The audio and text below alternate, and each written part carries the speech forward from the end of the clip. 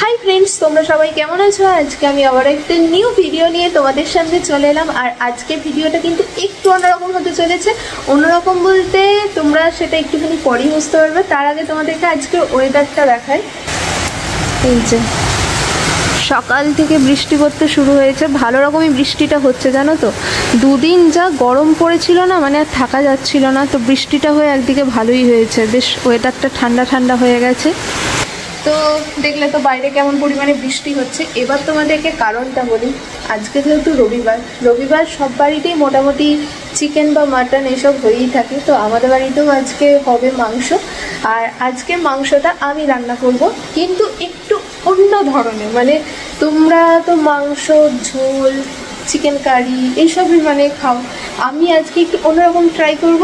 তো সেটা দেখতে হলে তোমাদের ভিডিওটা প্রথম থেকে লাস্ট অবধি দেখতে হবে। তো চলো দেখতে থাকো।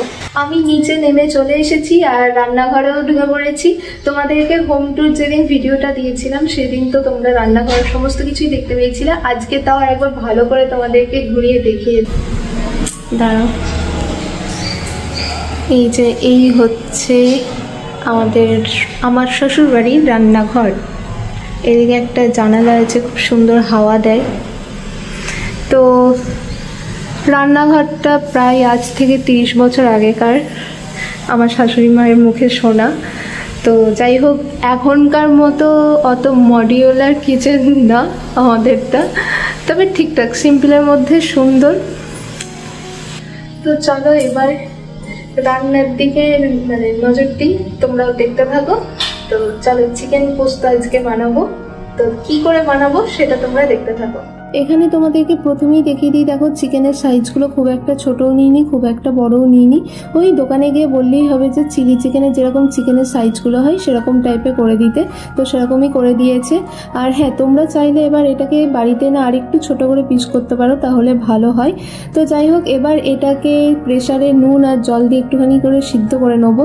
সবাই বলে যে প্রেসারে সিদ্ধ করা কোনো ব্যাপারই না, খুবই ইজি। বাট আমি যেহেতু প্রথমবার করছি আর কোনো দিন করিনি আগে প্রেসারে সিদ্ধ, তো সেই জন্য মাকে বললাম আপনি একটু হেল্প করে দিন আমাকে, যেহেতু কটা কি সিটি দিতে হয়, কিরম কি করতে হয় আমার কোনো আইডিয়া নেই। তো এদিকে মা আমাকে হেল্প করছে। তো চলো সিদ্ধ, তারপর তোমাদের সামনে আসছি।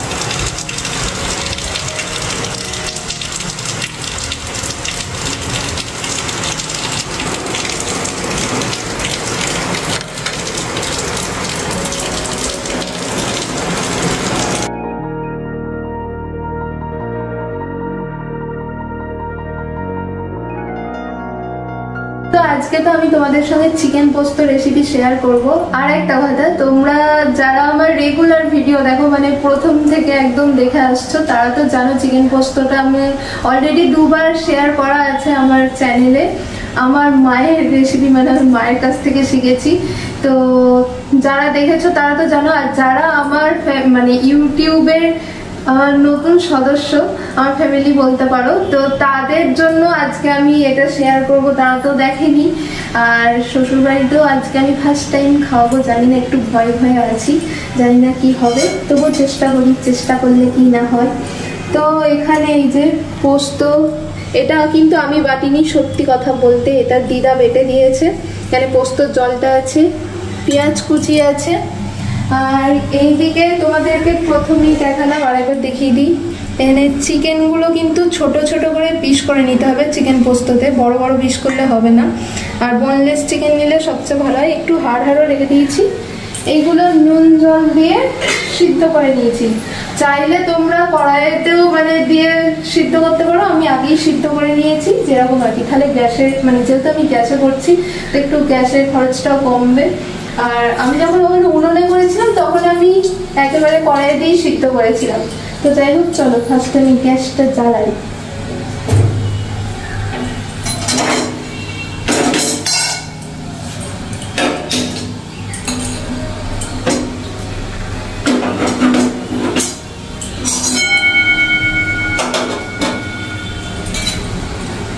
কড়াইতে জল আছে, জলটা একটু হয়ে যাক, তারপর তেল দেবো। আর তোমাদেরকে বলে রাখি, এটা খুবই ইজি একটা রান্না, মানে সেরকম কিছুই মশলা লাগে না, একদম কম খরচে, মানে সবারই বাড়িতে আছে, তোমরা আরামসে করতে পারো। খেতেও কিন্তু হেভি টেস্ট হয়। তো দেখতে থাকো, তাহলেই বুঝতে পারবে। তো কড়াইয়ে জল ছিল, ওটা শুকিয়ে গেছে। এবার তেল দিয়ে নেব।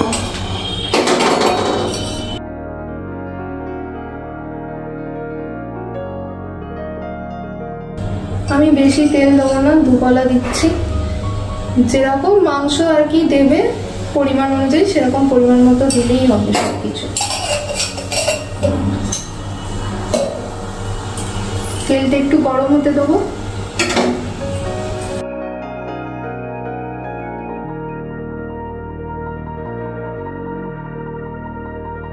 আর এর মধ্যে একটু সামান্য চিনি দিয়ে দেবো।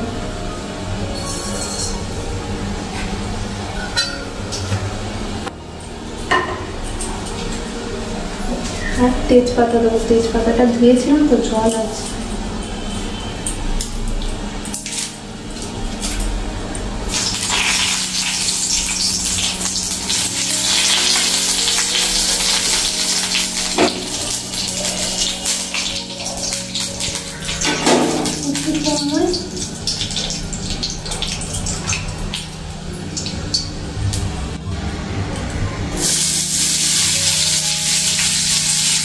পেঁয়াজগুলো দিয়ে নিচ্ছি।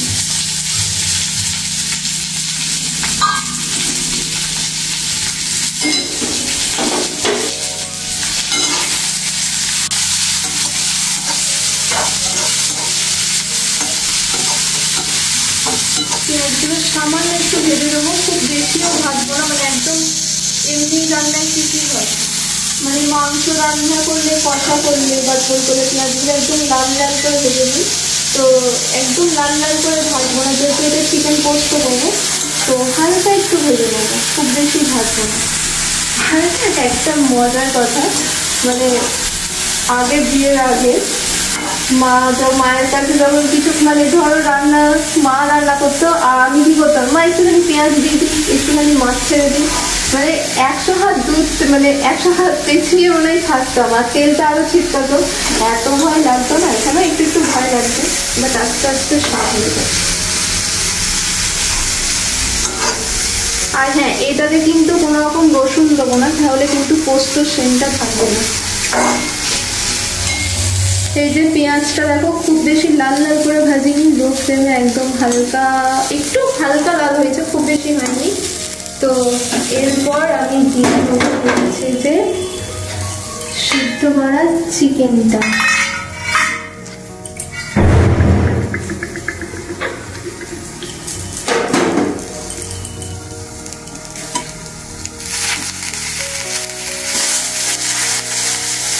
এই জলটা দিচ্ছি না, সিদ্ধ করার জলটা দেবো না, কারণ পোস্তর জলটা আছে ওটা দেবো।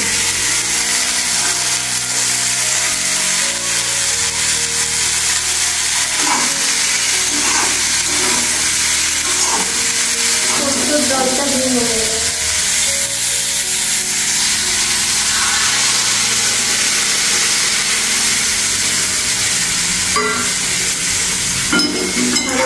লেগে যাবে না।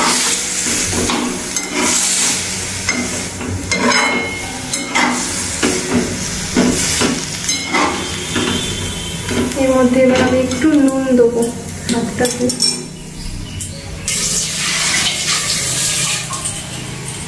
যদি এটা নুন জল দিয়ে সিদ্ধ করা ছিল তা একটু দিয়ে নেবো।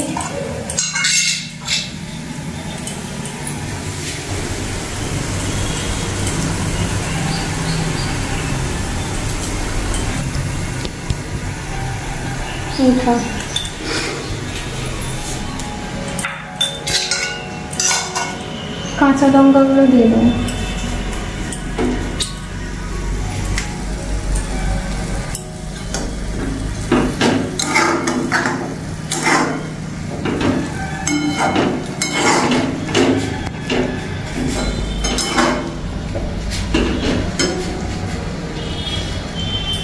এবার আমি পোস্তটাও দিয়ে নিচ্ছি।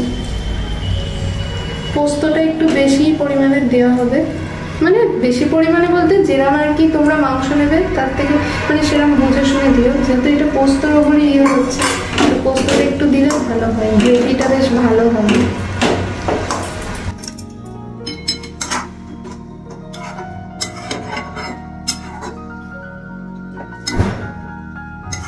যেহেতু মাংসটা আগে থাকতেই সিদ্ধ করা আছে, তো ওই জন্য এটা চাপা দেবো না ফোটানোর জন্য, জাস্ট একটুখানি নাড়াচাড়া করে নামিয়ে ফেলবো।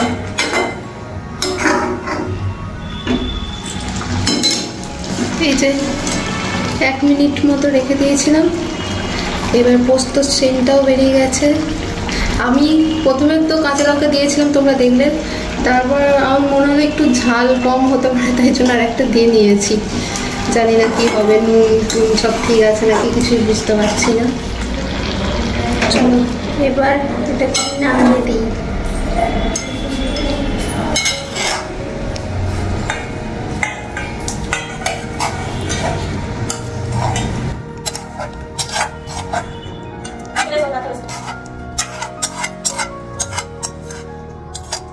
হয়ে গেছে গরম গরম চিকেন পোস্ত, নামিয়ে দিলাম।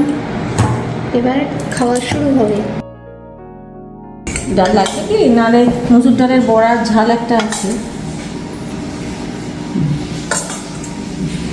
মেখে মেখে খেয়ে নেওয়া ভালো। ডালটা বলে একদম কেটে নিচ্ছি সাইডে।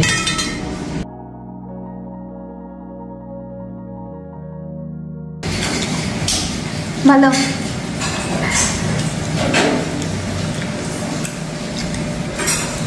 বাবা, ঠিক আছে ঠিক আছে। দারুণ দারুণ দারুণ।